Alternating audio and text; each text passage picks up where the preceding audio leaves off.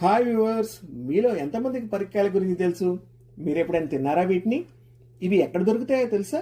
సాధారణంగా ఈ పరిక్కాయ చెట్లు పొలాల గట్లలో, అడవుల్లో ఎక్కువగా కనిపిస్తాయి.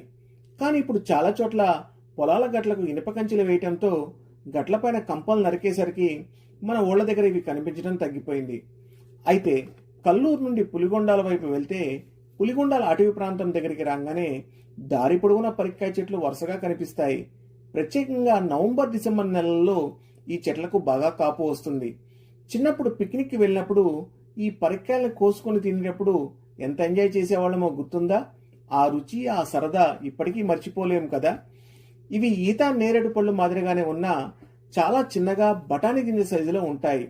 పచ్చగా ఉన్నప్పుడు పుల్లగా ఉంటాయి. కాస్త పండిన తర్వాత నల్లగా ఉండి తీయగా పుల్లగా అద్భుతమైన రుచితో ఉంటాయి.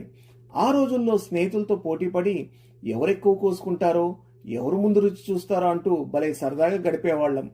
ఇప్పుడు ఆ చెట్లు మళ్ళీ కనిపించగానే చిన్ననాటి జ్ఞాపకాలు ఒకసారి గుర్తుకొస్తున్నాయి. అప్పుడు చిన్న చిన్న విషయాలే మనకు ఎంతో ఆనందం కలిగించేవి కాదంటారా? మీరు కూడా పరిక్కాయలు కోసుకొని తిన్న రోజులు గుర్తు చేసుకుంటున్నారా? అయితే మీ అభిప్రాయం కామెంట్ చేయండి. మరిన్ని ఇలాంటి ఇంట్రెస్టింగ్ వీడియోల కోసం మన ఛానల్ సబ్స్క్రైబ్ చేసుకోవడం మర్చిపోవద్దు. Please stay tune to reality Raj vlogs. Thank you.